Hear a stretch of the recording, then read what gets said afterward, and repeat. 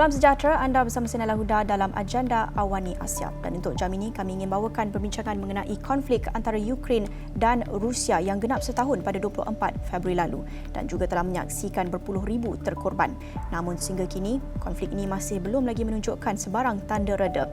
Sebaliknya, konflik ini sudah pun menjadi platform geopolitik yang baharu dan mengakibatkan penjajaran semula kuasa dunia memaksa negara untuk mengambil pendirian dan menyebelahi salah satu pihak dalam konflik ini. Dan sudah bersedia untuk mengulas dengan lebih lanjut mengenai dengan konflik Ukraine-Rusia dan impaknya kepada dunia dan apa penyelesaian yang perlu dicapai. Sudah bersedia ketika ini Profesor Dr. Azizuddin Mohamed Sani, penganalisis politik dan hubungan antarabangsa Universiti Utara Malaysia UUM, dan juga Zhang Hong, wartawan kumpulan media China CMG. Terima kasih kepada Prof dan Zhang Hong sudi bersama kami di Astro Awani. Pertama sekali Prof, sudah pun genap setahun pasca perang Ukraine dan Rusia, bagaimana untuk kita melihat jalan menuju ke arah perdamaian konflik ini? Masih kabur ataupun adakah kita melihat sebarang sinar di hujung terowong untuk kita melihat penyelesaian kepada konflik ini?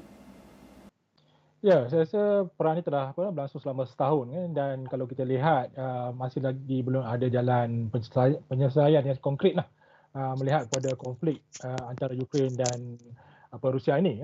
Malah kalau kita lihat kan, negara-negara barat misalnya juga memekalkan persenjataan kepada Ukraine kan, dan dalam masa sama juga Rusia juga mendapat bantuan daripada Iran misalnya kan, dari segi persenjataan dan beberapa negara lagi kan. So dalam konteks ini keseluruhannya saya rasa peperangan ini masih segar dan berterusan dan tidak ada menunjukkan tanda-tanda untuk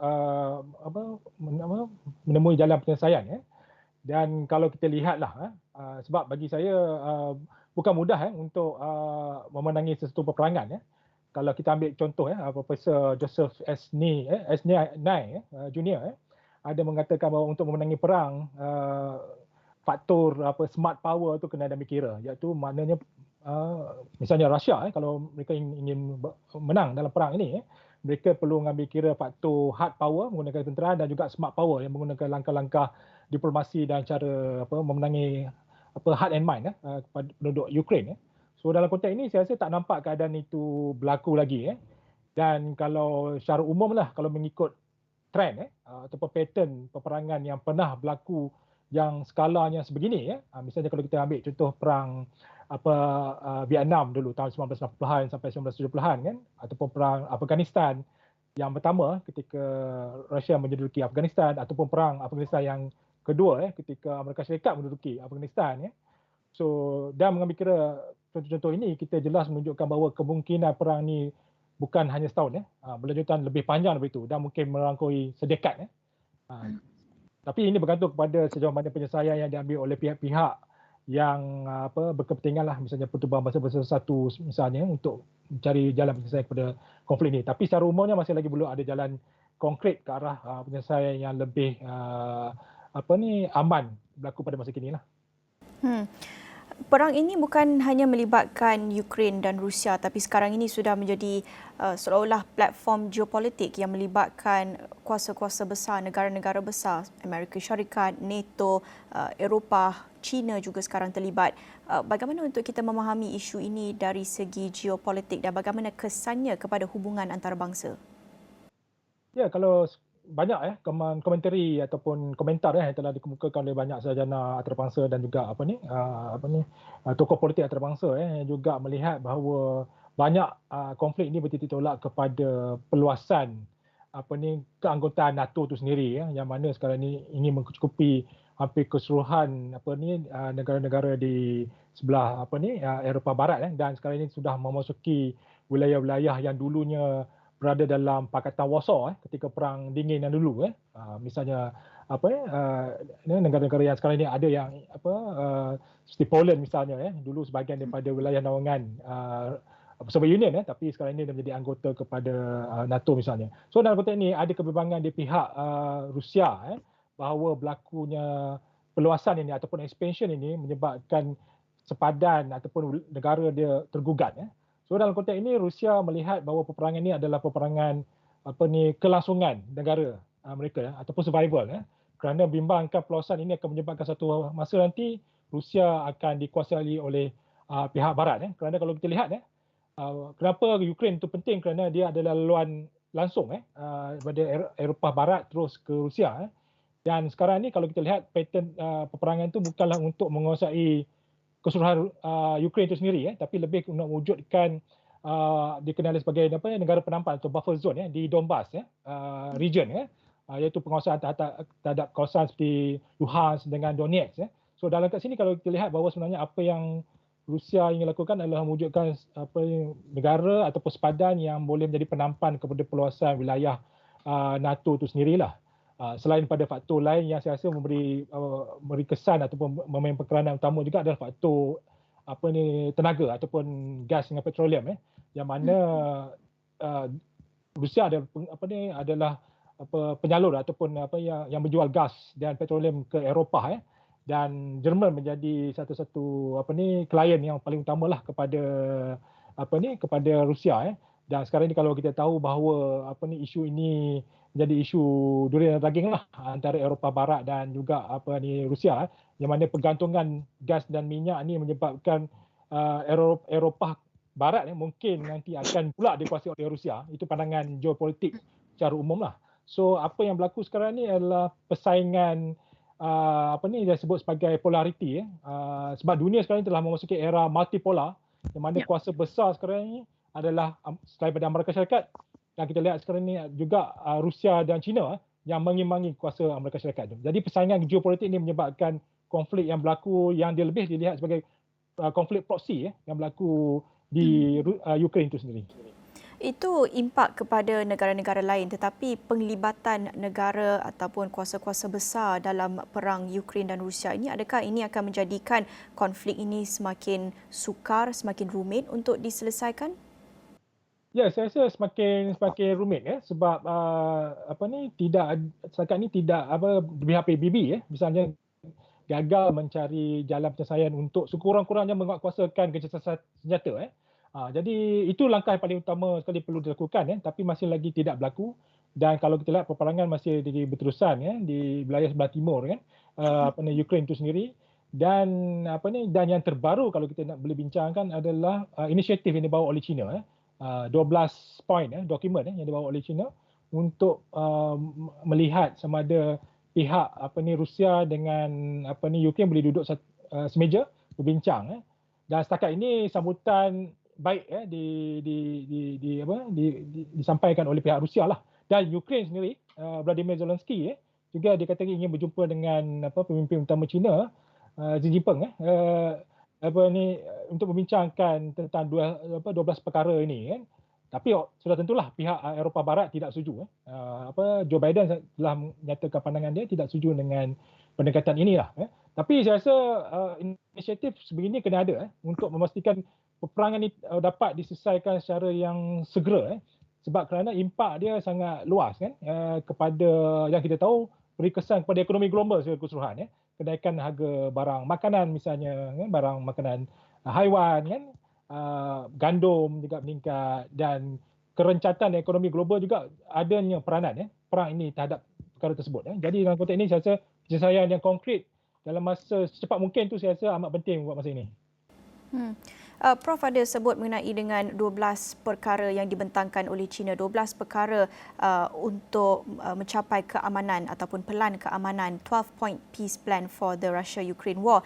Zhang Hong boleh terangkan sedikit mengenai dengan 12 perkara ini yang dibentangkan oleh China dan apa sebenarnya pendirian China yang telah pun diambil sepanjang setahun yang lepas terhadap konflik Ukraine-Rusia ini, Zhang Hong?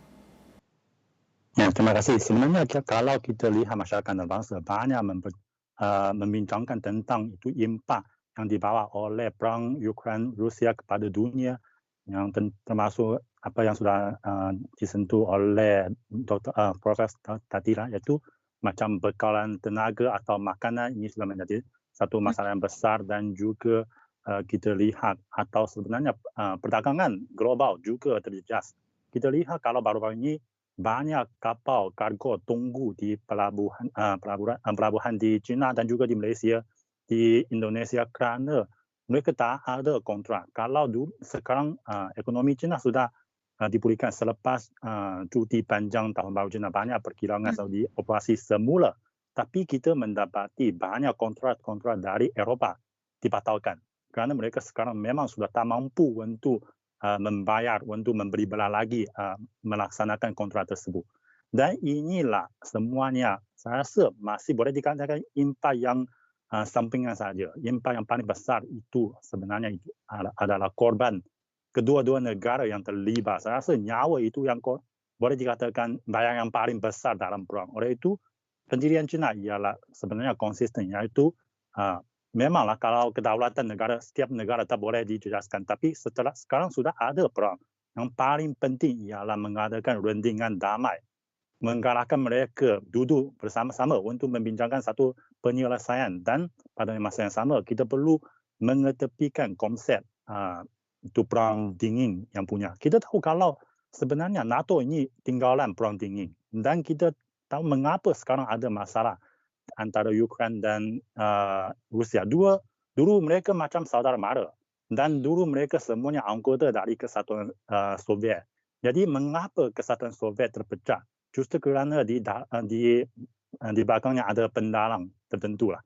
Dan akhirnya sekarang kita lihat memanglah kalau berbagai negara persekutuan, bahkan negara jiran, Rusia turut-turut menyertai NATO atau mengetepikan kesatuan Eropah. Jadi ini akan menjadi satu ancaman yang cukup besar bagi Rusia. Oleh itulah saya rasa sebenarnya itu juga perlu dipentingkan. Satu lagi, macam kita perlu fokus kepada bantuan kemanusiaan kepada kedua-dua negara, dan juga kita perlu mempertimbangkan nanti pembinaan semula selepas perang. Jadi apa prasyarat itu ialah kedua-dua pihak perlu melaksanakan gencatan senjata supaya boleh duduk bersama mencari satu penyelesaian yang damai.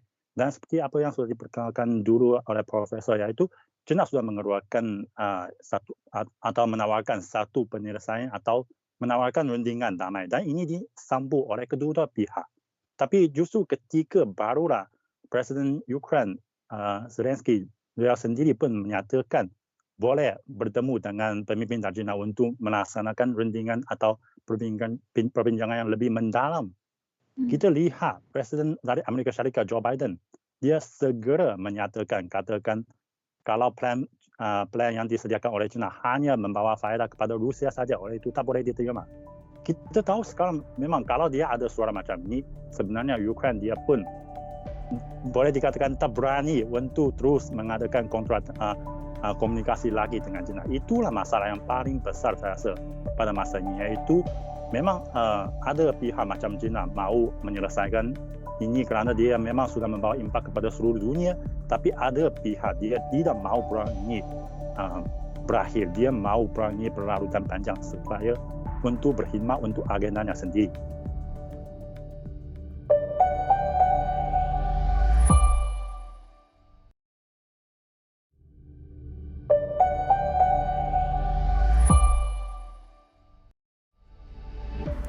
Ya, tentunya setiap pihak mempunyai idea dan cara berbeza untuk mencari penyelesaian kepada konflik ini, dan salah satu cara adalah melalui dengan Pertubuhan Bangsa-Bangsa Bersatu ataupun PBB, yang mana baru-baru ini pada ulang tahun konflik ini pada 24 Februari lalu, UN ataupun PBB secara majoritinya 141 negara bersetuju untuk meluluskan satu resolusi menggesa Rusia supaya berundur daripada konflik ataupun peperangan pencerobohan yang dilancarkan di Ukraine ini, dan 141 negara bersetuju dengan resolusi ini. Ada yang membantah, ada yang memilih untuk tidak mengundi. Malaysia antara negara yang memilih untuk menyokong resolusi ini, tetapi China antara negara yang memilih untuk tidak mengundi ataupun abstention. Prof, bagaimana untuk kita memahami cara-cara yang berbeza untuk mencari penyelesaian antaranya melalui resolusi PBB ini? Masih penting ataupun perlu melihat kepada cara penyelesaian yang lain? Ya, kalau kita lihat daripada proses pengundian yang dilakukan di Perhimpunan Agung Pertubuhan Bangsa Bersatu, walaupun sangat signifikan dan sangat penting untuk menentukan sejauh mana sokongan masyarakat antarabangsa terhadap satu usul, dan juga melihat perspektif masyarakat antarabangsa dalam melihat konflik yang di Ukraine ini, yang jelas mereka sebenarnya meminta supaya pihak Rusia menghormati kedaulatan Ukraine dan berundur. Tapi hakikatnya sebenarnya pengundian ataupun resolusi yang dikeluarkan oleh Perhimpunan Agung Pertubuhan Bangsa Bersatu sebenarnya tidak legally binding, maksudnya tidak terikat dengan apa-apa bentuk perundangan. Yang mana usul yang lebih penting sebenarnya perlu dibawa kepada Majlis Keselamatan PBB untuk mendapatkan satu resolusi supaya tindakan paksaan boleh dilakukan terhadap Rusia untuk berundur. Tapi hakikatnya sebenarnya Rusia adalah ahli tetap permanent member kepada Majlis Keselamatan PBB, dan sudah tentu sebarang usul berkaitan pengunduran Rusia daripada Ukraine akan ditolak, diveto oleh pihak Rusia. Jadi penyelesaiannya sebenarnya tidak ada dan PBB agak terbatas dalam usaha dia untuk mencari jalan penyelesaian yang seperti saya sebut lebih awal tadi konkret untuk menyelesaikan isu ini. Yang jelas sebenarnya apa kita lihat sekarang yang agak kita bimbang adalah memang pattern konflik ini sama dengan konflik yang pernah berlaku ketika Perang Dingin lalu. Jadi itu yang ada dalam usul yang dibawa oleh China itu supaya stigma tentang Perang Dingin itu jangan diulangi kerana dibimbangi konflik ini akan merebak menjadikan konflik yang lebih besar pada masa akan datang. Jadi dalam konteks ini saya rasa inisiatif yang oleh China sepatutnya boleh ditimpakai dan sebenarnya bergantung pada Ukraine. Kalau Ukraine ingin mengambil kira faktor itu dan juga boleh bersama dengan Ukraine atas inisiatif itu, saya rasa ia boleh jadikan satu jalan penyelesaian. Tapi kalau Amerika pula dijadikan satu faktor mempengaruhi keputusan ataupun di pihak barat Kesatuan Eropah misalnya mempengaruhi keputusan Ukraine, jadi Ukraine tak boleh buat keputusan bagi pihak mereka sendiri, itu sebenarnya juga menjejaskan Ukraine dari segi kedaulatan dan juga menyebabkan konflik ini akan berterusan. So saya rasa kalau dalam konteks ini sekiranya itu yang berlaku, saya tak pastilah sama ada satu hari nanti kita akan melihat Korea yang kedua sebenarnya Korea yang kedua berlaku. Maksudnya dipisahkan negara Korea itu kepada Korea Utara dan Selatan. Di sini juga Ukraine terpaksa dipusahkan. Maksudnya Donbas region tu kepada satu wilayah lain dan wilayah yang lain tu berada pada pemerintahan Ukraine yang sedia ada. Jadi itu implikasi yang mungkin boleh berlaku lah dalam konflik yang sebegini punya dia punya kedudukan. Jadi saya rasa apa saja inisiatif yang ada perlu dikemukakan, dan kalau pihak Amerika Syarikat tak puas hati dengan inisiatif China, saya rasa mereka juga harus mengemukakan inisiatif yang lain ataupun mencari third party ataupun mediator atau orang tengah yang lain lah yang boleh, mungkin negara Arab dan sebagainya ataupun ASEAN sebagainya juga boleh main peranan menjadi orang tengah untuk cari jalan penyelesaian yang konkret dalam dalam isu ni, kerana yang terjejas sebenarnya rakyat yang terbunuh, yang terkorban. Ini yang patut kita lindungi, tapi dalam keadaan konflik selalunya yang implikasi terbesar adalah kematian dan ramai juga rakyat yang menjadi pelarian di negara-negara lain. Seperti yang Prof katakan, perang Ukraine-Rusia ini menunjukkan corak atau trend yang hampir sama yang boleh kita kesan pada Perang Dingin yang lalu, dan ada risiko untuk perang ini menjadi lebih teruk.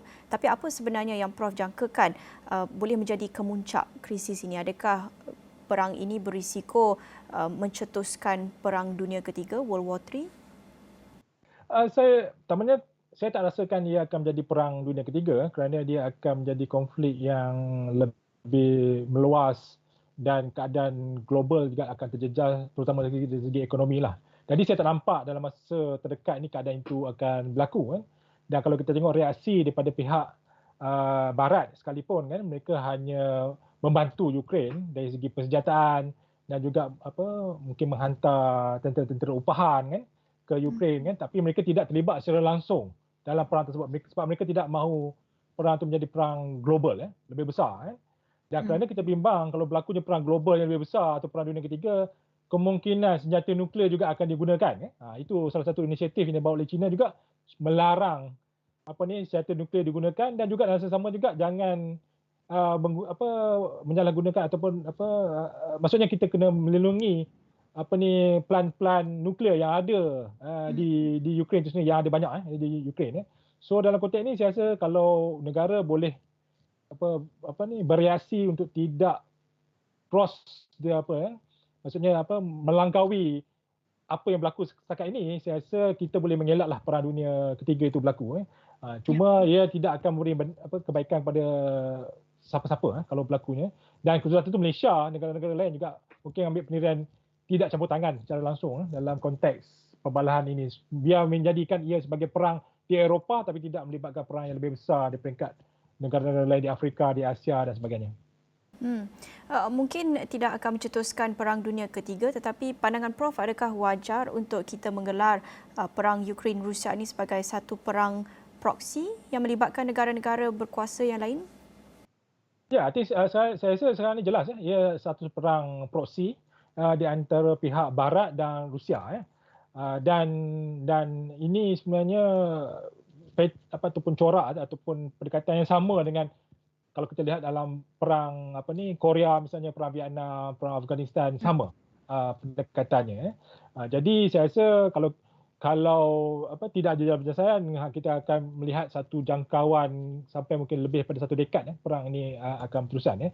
Jadi adakah kita mampu untuk menanti sepanjang lama itu perang ini berterusan yang sudah tentu akan menjejaskan dan nampak sekarang impak juga pada kita dari segi ekonomi. Jadi saya rasa lebih baik kita mencari inisiatif untuk menyelesaikan konflik ini secepat mungkin kerana ia bawa kebaikan kepada umum seluruh dunia. Bercakap tentang pentingnya untuk dunia mencari satu penyelesaian yang holistik dan penyelesaian yang adil bagi perang di Ukraine dan Rusia ini, bagi Zhang Hong, apa pandangan dari perspektif China kepentingannya untuk menyelesaikan konflik ini, dan bagi China apa selain daripada tentunya aspek kemanusiaan, aspek nyawa-nyawa yang terkorban dalam peperangan ini, tetapi selain daripada itu kita juga ingin melihat impaknya kepada dunia, impaknya kepada rantau Asia juga. Bagi China apa pentingnya untuk mengatasi konflik ini melalui kerjasama antarabangsa? Ya, sebenarnya kalau kemungkinan kedua-dua pihak untuk duduk bersama-sama untuk mengadakan satu rundingan supaya menyelesaikan berbagai pertikaian antara kedua-dua pihak, ini berkemungkinan ada peluang macam ini. Sebenarnya kalau baru-baru ini sudah ada berita menandakan iaitu bekas Presiden dari Israel, beliau pernah menjadi pengantara antara kedua-dua pihak pada tahun lalu, baru tercetus perang tersebut. Dan kedua-dua pihak sudah bertolak ansur boleh berunding untuk damai, tapi ini ditolak oleh Amerika Syarikat. Mengapa? Kerana dia mendapat banyak faedah dalam perang tersebut. Dan kalau sekarang kita lihat, kalau di perang yang di Ukraina ini kalau berlarutan, sebenarnya siapa yang mendapat manfaat yang paling besar itu itu Amerika Syarikat. Dia selain menghantar banyak atau menjual banyak gas atau minyak kepada Eropa, dia pada masa yang sama sebenarnya juga menjejaskan perpaduan atau kesatuan di kesatuan Eropa.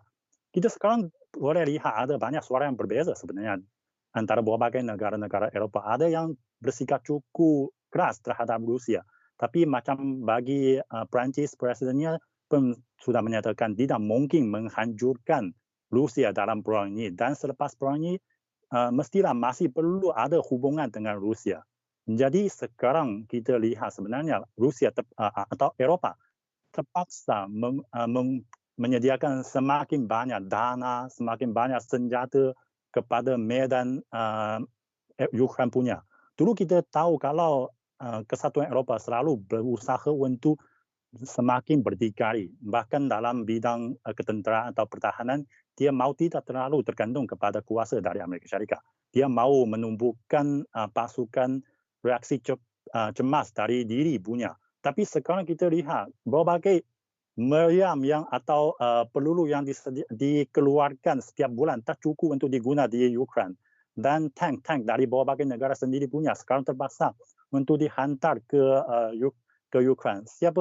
Mana ada kemampuan untuk menjadikan satu pasukan pertahanan milik Eropa sendiri punya.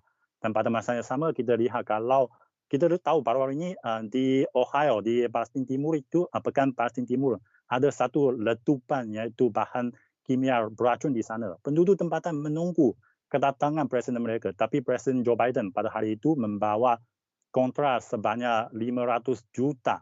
Katakan bantuan pergi ke Ukraina. Dan kalau katakan hingga sekarang sebenarnya kalau bantuan yang disediakan oleh Amerika Syarikat kepada Ukraina sudah mencatat 30 bilion. Tapi semuanya kebanyakannya merupakan kontrak jualan senjata.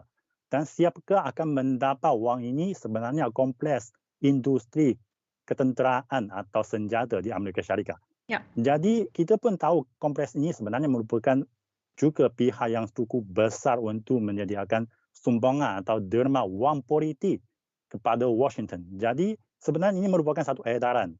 wang yang disediakan katakan bantuan kepada Ukraine sebenarnya mengalir kepada kompleks industri senjata di Washington, dan Washington dia kompleks tersebut akan menyediakan sebahagian derma wang politik kepada Washington. Inilah apa yang mengapa mereka tidak mahu perang ini berakhir cepat. Dia mahu perang ini boleh berlarutan semakin panjang. Saya rasa ini merupakan gangguan yang paling besar pada masa ini. Kita berbaki 1-2 minit saja lagi, tapi Prof, akhir sekali kita dengar banyak kebimbangan dalam pandangan Zhang Hong mengenai dengan peranan Amerika Syarikat, agenda dan kepentingan Amerika Syarikat dalam konflik ini. Tapi dalam masa yang sama kita juga dengar banyak laporan mengenai dengan kebimbangan bahawa China juga berkemungkinan akan menyalurkan bekalan. Mereka telah menafikan dakwaan itu, tetapi akhir sekali apa pentingnya untuk kuasa-kuasa besar dunia ini, tidak kira Amerika Syarikat ataupun China, untuk mengambil iktibar daripada konflik-konflik yang lepas, konflik-konflik sebelum ini, supaya tidak campur tangan dan tidak melibatkan diri mereka sehingga mencetuskan konflik yang lebih besar, sama ada dari segi penyaluran bekalan ataupun mengambil pendirian yang terlalu tegas, mencetuskan stigma dan sebagainya. Tidak kira Amerika Syarikat atau China, apa pentingnya untuk mereka mengambil iktibar daripada konflik sebelum ini supaya tidak berulang lagi, Prof? Ya, kalau kita lihat macam China pun dia ada benda berkesan kan daripada konflik ini, misalnya perancangan Belt and Road inisiatif kan, Eurasian daripada Europe ke China tu sekarang ni terjejas kerana faktor perang ini, dan juga dalam konteks Amerika Syarikat, kita tahu jugalah Amerika Syarikat sebenarnya sudah overstress dari segi kemampuan ekonominya dan juga dari segi leadership di peringkat global pun sekarang ni makin berkurangan dan dilihat ada kelemahan dalam kepimpinan mereka masa kini lah. Jadi ini menyebabkan, saya rasa, tapi dalam masa sama Amerika merasakan bisnes mereka yang sebelum ini harus diteruskan. Seperti yang disebut oleh Zhang tadi, penjualan senjata dan bantuan yang diberikan oleh Amerika atau mana-mana negara kepada negara yang berkonflik biasanya bukanlah bantuan semata-mata. Dia perlukan pulangan semula kepada bantuan tersebut. Jadi itu yang mungkin ditagih selepas perang ni mungkin berakhir, dan dalam konteks reconstruction kan, seperti mana kita tahu selepas perang dunia kedua dulu kita ada Russia Plan. Jadi ini mungkin akan digunakan oleh Amerika Syarikat lah untuk menggunakan dana dia untuk membangunkan Ukraine. So secara umumnya saya rasa di peringkat global sekarang kita sebenarnya mahu melihatkan konflik ini tidak berlanjutan pertama, dan seterusnya ditamatkan segera. Dan kita tak berlanjutan maksudnya tadi kita nak menjadikan ia konflik lebih besar, melibatkan kuasa besar. Jadi ia akan menyebabkan kadang konflik itu jadi luar kawalan. Jadi apa yang harus berlaku kali ini adalah mencari jalan terbaik, inisiatif terbaik untuk selesaikan konflik ini sesegera mungkin. Dan ia beri benefit kepada umum di peringkat global. Okey, baik. Banyak lagi yang kita nak kupaskan mengenai dengan konflik ini. Tapi itu saja masa kita ada. Terima kasih kepada Prof. Azizuddin dan juga Zhang Hong sudi bersama kami di agenda Awani Asia. Itu saja untuk jam ini bersama saya, Nal Huda. Salam hormat.